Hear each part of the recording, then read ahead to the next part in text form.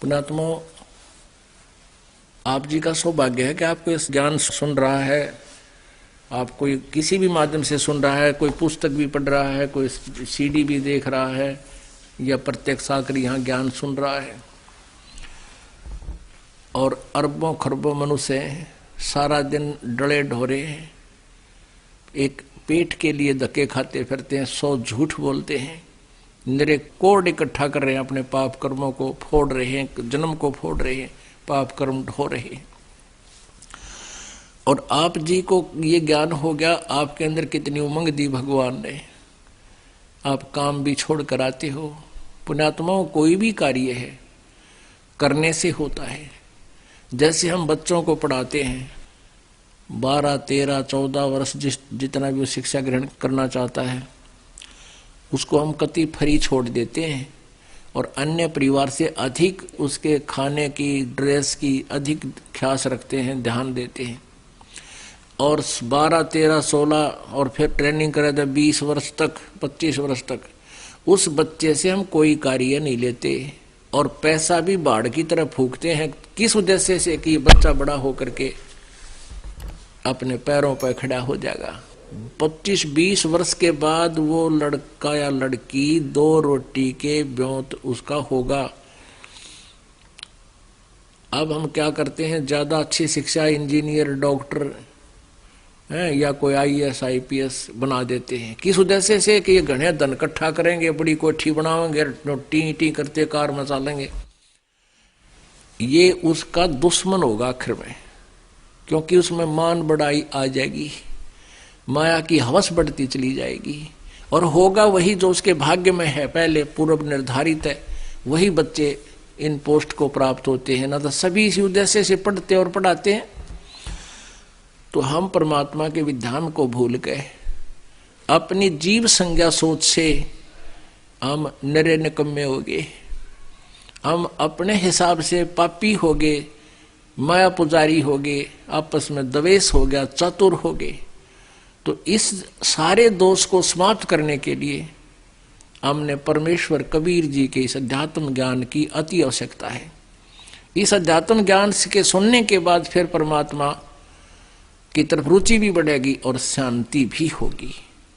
तो इसके लिए अब ज्यादा से ज्यादा समय भगवान के लिए निकालो। जो इस ज्ञान को समझ चुके हैं वो तो अपना सिर पे पैर रख लिया उन्होंने, तो दास देख रहा है, सत्संग में भी आते हैं, सेवा भी करते हैं, बाकी समय में भी आते हैं।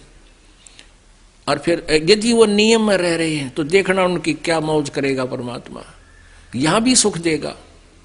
और यहां से जब जाएंगे विमान में बैठ कर जाएंगे, आए हैं सो जाएंगे ये राजा रंग फकीर, एक तो सिंहासन चढ़ के जा, एक बंधे जात जंजीर। मरना सभी ने है, यहां से शरीर सब छोड़कर जाएंगे, लेकिन जाने जाने में बहुत अंतर होगा। एक तो परमात्मा आकर लेकर जाएगा इस दास के रूप में, कहो बैठो बैठो ये जहाज जा रहा है, और तुरंत आप जी उसमें चढ़ जाओगे, आपको पता भी नहीं लगेगा हमारी मृत्यु हुई है या हम कहीं सत्संग सुनने जा रहे हैं गुरु जी के साथ।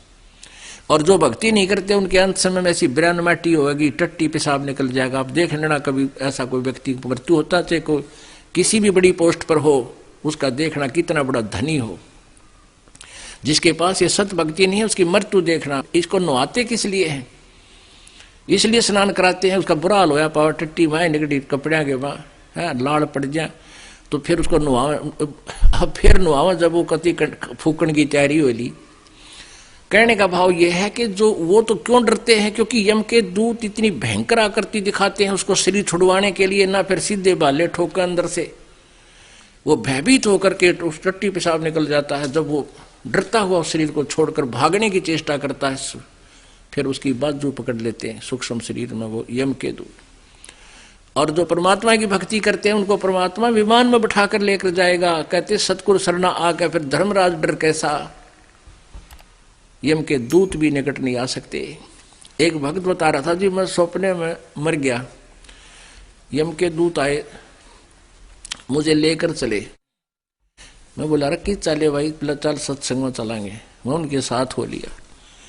आगे जाके वो कहने लगे कहाँ ले जा रहे हो, मुझे सत्संग तो नहीं है, ये सामने लिख रखा है यमराज यमदूत। ने बोला तुझे धर्मराज के पास पेश करेंगे, फिर तेरा बकल तारेंगे। बोला मेरा और उनकी लड़ाई होगी कि तुम्हारा और हमारा के मेल भाई, हम तो कबीर जी के चेले हैं, शिष्य हैं, कबीर जी के उपासक है, हमारा कबीर इष्ट है, हमारे गुरु जी ये हैं, और हमारा थारा कोई मेल नहीं, धर्मराज काम नहीं जाया करते, भाग यहाँ से। उनकी लड़ाई होगी शुरू। एक तो लड़ेगा, एक बाज के उस धर्मराज के पास गया, कहने लगा जी एक न्यू का है, हम तो कबीर जी के पुजारी हैं और उनके शिष्य हैं, ऐसे ऐसे, और हमारा तुम्हारा कोई मेल नहीं, तो गुट्टम गुट्टा हो रहा है हमारे साथ। धर्मराज ने बोला रहा छोड़ दो भाई, क्यों मन नहीं मरवाओ तुम, जान दो उसको, कित ले आए तुमने कम्यो। कहते जब वो छोड़ दिया उन्होंने, वो दूसरा भी भाज गया, तो मैं वापस आया जब शरीर में, मेरा पसीने आ रहे नो, सूख रहा मुख, अलग सूख रहा मेरा, और सारा कापू पसीने छूट रहे, एकदम उठा। कहते कम से कम 2-3 गिलास तक पानी पिए, जब शरीर शांत हुआ, फिर मेरा जचीरे में तो मर गया था सचमुच। और वो ज्ञान काम आ गया कि भाई हम परमात्मा के बच्चे हैं, हमारा तेरा कोई मेल नहीं। परमात्मा कहते सतगुरु शरण में आकर धर्मराज डर कैसा, इन काल के दूता जकरे के। बोलो सतगुरु जी।